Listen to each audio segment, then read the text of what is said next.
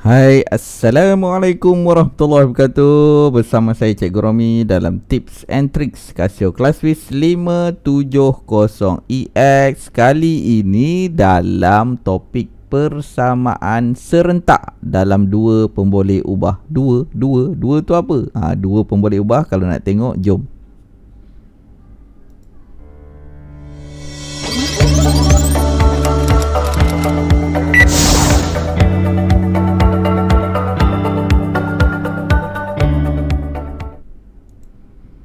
Okey, dalam dua pemboleh ubah. Pemboleh ubah, kita tengok kalau yang kat sini kita ada P dan Q. Macam mana kita nak dapatkan nilai P dan Q itu? Macam mana kita nak dapatkan nilai pemboleh ubah? Okey, kita tengok dalam kita punya kalkulator. Ini saya memang pilih soalan yang macam ni supaya kita nanti kita nak tengok soalan yang agak sukar sikit lah, yang macam ni kan. Jadi kita check dengan kalkulator kita. Kita tekan menu. Kat mana tempat mode ataupun menu untuk persamaan linear dalam persamaan serentak ni, di dua pemboleh ubah ni. Okay, kita tengok. Okay, yang ini, yang A tu, dia tulis situ adalah equation atau function. Okay, equation, kita select yang itu atau kita pilih yang itu. Okey, ada dua, satu atau dua, kita pilih satu. Simul equation. Di sini dia tanya kita ada berapa dia punya pemboleh ubah. Kita nak selesaikan dalam dua pemboleh ubah, jadi kita select dua. Kita akan dapat persamaan macam ni lah. Okey, kita dapat persamaan macam ni. Okey, untuk yang pertama, okey. Kita kalau kita tengok kat sini X dengan Y kan. Jadi yang P ini kita gantikan dengan X, yang Q ini kita gantikan dengan Y, supaya kita nanti tak adalah terkeliru nanti. Yang mana satu X, yang mana satu Y. Kita gantikan yang P itu sebagai X dan Q itu sebagai Y, sebab dalam kita punya kalkulator ada X dan Y. Manakala yang ini kalau kita tengok, dalam untuk kita masukkan dalam ni, dia pecah.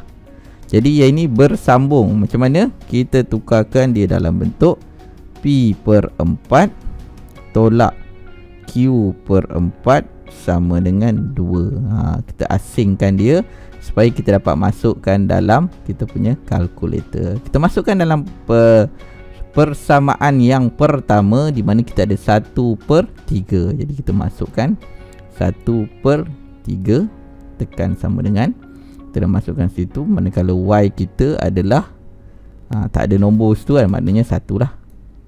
1 sama dengan, okey, 4. Kita masukkan 4. Manakala yang bawah ni, P ini adalah P per 4, di mana ia adalah 1/4. Maknanya 1/4. Okey, sama dengan, kita masukkan nilai Y kita di sini. Untuk Q itu negatif. Negatif sebab dia tanda negatif kat sini, negatif 1/4 juga. Okey, sama dengan, kemudian hujung tu kita ada 2.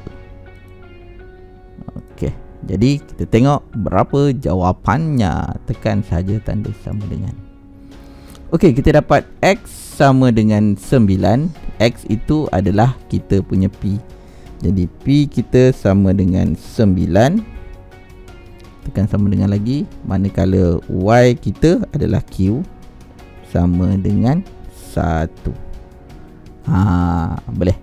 Okey, boleh. Itu cara kita nak kira menggunakan kita punya kalkulator ini. Okay, kita cuba lagi satu soalan. Satu lagi soalan. Yang gini. Yang gini. Kita ada F dengan G. Kita ada F dengan G. Kita tengok. Okey, kita gantikan F ini dengan X dan G ini dengan Y. Okey, supaya kita boleh masukkan dalam persamaan. Yang mana yang tak dapat tadi, kat mana nak cari persamaan serentak yang macam ni, saya ulang balik. Kita tekan menu tu. Kita tekan menu, dia ada pada bahagian yang A ni. A sama dengan yang tu simul equation. Kita ambil satu. Kemudian kita tengok unknown berapa pun boleh ubah. Kita ambil 2. Okay, kita dapatkan bentuk dia macam ini. Okay, yang F kita gantikan X, G itu kita gantikan Y. Kalau kita tengok ini, dia dah terbalik kan. F ni patutnya letak kat depan, sebab kita gantikan. Kena berhati-hati di situ. G ni dia letak kat depan pula. Jadi kita kena ubah dia kepada negatif F tambah 2G sama dengan 10. Kita kena ubah dia macam tu lah. Okey, di mana F itu adalah X dan G itu adalah Y. Kalau kita silap masuk nilai tu, nanti dia jadi salah. Dia akan jadi salah. Okey, kita gantikan. F di sini adalah X 1/2. 1/2 sama dengan Y kita G/5, di mana 1/5. Okey, sama dengan. Okey, kat sini kita ada 3 sama dengan. Okey, yang bawah jangan ambil. Kalau kita silap nanti kita letak je 2. Pada G ini ada dekat Y. Jadi kita ambil, kita ubah macam ni. Okey, bagi senang. Negatif F di mana ia adalah negatif 1 sama dengan 2G, maknanya 2, dan sama dengan 10. Okey, kita tekan. Okey, X kita dapat 10/3. X itu adalah F, ya. F sama dengan 10/3, manakala G kita dia dapat nilai 20/3. Okey, boleh? Itu cara kita nak buat. Okey, kita cuba pula tengok mana lagi satu soalan ni. Ini dia. Okey, satu soalan penyelesaian masalah.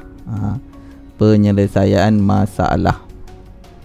Beza antara dua nombor ialah 5. Maknanya kita anggap dua nombor itu adalah X dan juga Y. Maknanya beza dia X tolak Y sama dengan 5.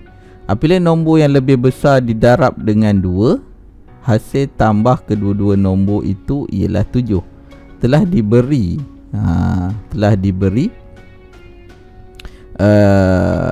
satu persamaan macam ni. Kalau kita tengok secara logiknya, antara X dengan Y, mana yang besar? Dah tentulah X. Sebab bila nombor yang besar tolak nombor yang kecil, kita akan dapat nombor positif. Jadi beza antara dua nombor, bila nombor yang lebih besar didarab dengan 2, bermaksud 2X. Apabila nombor yang lebih besar, kita anggap X ini besar, 2X. Hasil tambah kedua-dua nombor itu ialah 7.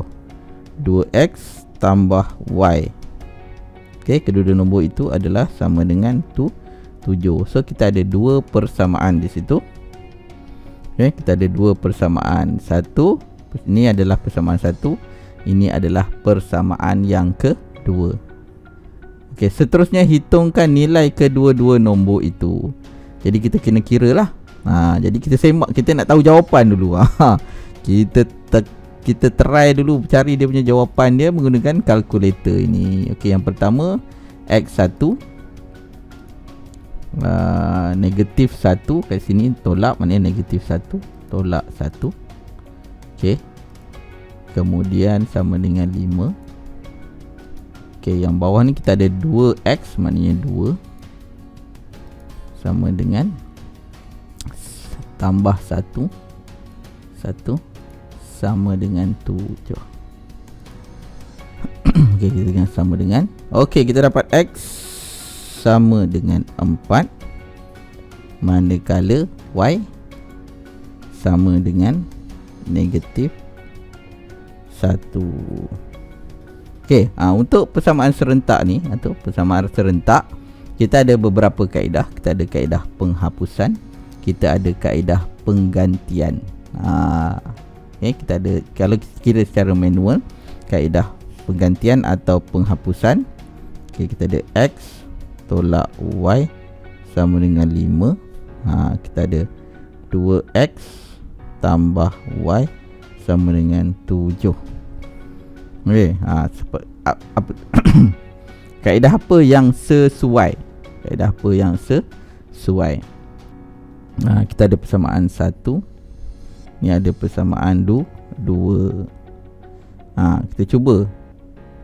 Kita cuba masuk yang kita cuba kaedah penggantian.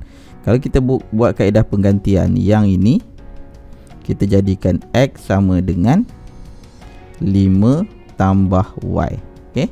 5 tambah Y kat situ. Mana kita pindahkan negatif X dia ke sini, jadi 5 tambah Y. Okey, kita gantikan.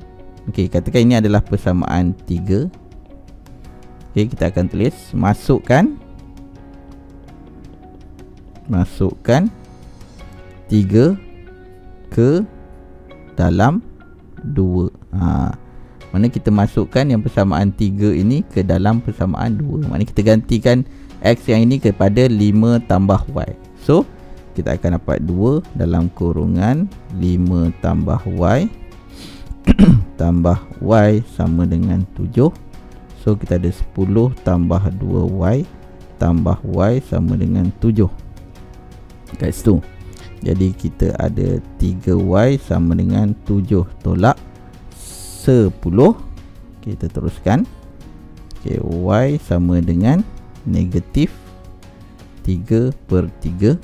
So potong-potong, dapat 1. So Y kita dapat negatif 1. Kita semak. Nampak? Kita dah ada jawapan. Jadi confident lah, betul jawapan kita. Sebab kita dah kira guna kalkulator tadi. Y sama dengan negatif 1. Okey, kita teruskan. Kita dah dapat Y sama dengan negatif 1. Maka masukkan Y sama dengan negatif 1 ke dalam persamaan 1 lah, senang. Ke dalam persamaan 1, di mana di mana X tolak negatif 1 sama dengan 5. So X tambah 1 sama dengan 5. X sama dengan 5 tolak 1 sama dengan 4. Tengok betul tak jawapan kita? Ya. Kita dapat yang kita kira tadi, X sama dengan 4 di situ. Jadi kita punya penyelesaian itu lebih yakin. Lebih yakin. Dengan kita kira dulu dengan kalkulator, dapat jawapan, kita tulis untuk kita sebagai rujukan. Okey, jangan lupa cuba, jangan tak cuba. Bye bye. Hai semua, dapatkan kalkulator Classwiz yang original di Casio Shopee Official Store dan Lazada Casio Flagship Store. Pelajar akan mendapat hadiah tambahan bagi setiap pembelian kalkulator Classwiz ini di kedua-dua platform yang diberikan khas oleh Casio Malaysia. Pelajar juga digalakkan untuk membuat perbandingan harga di kedua-dua platform ini, terutama ketika promosi, untuk mendapat harga yang terbaik sama ada di Shopee ataupun di Lazada. Pelajar boleh dapatkan link Shopee dan juga Lazada di bahagian description video ini. Jangan lupa untuk klik dan beli yang original. Bye bye.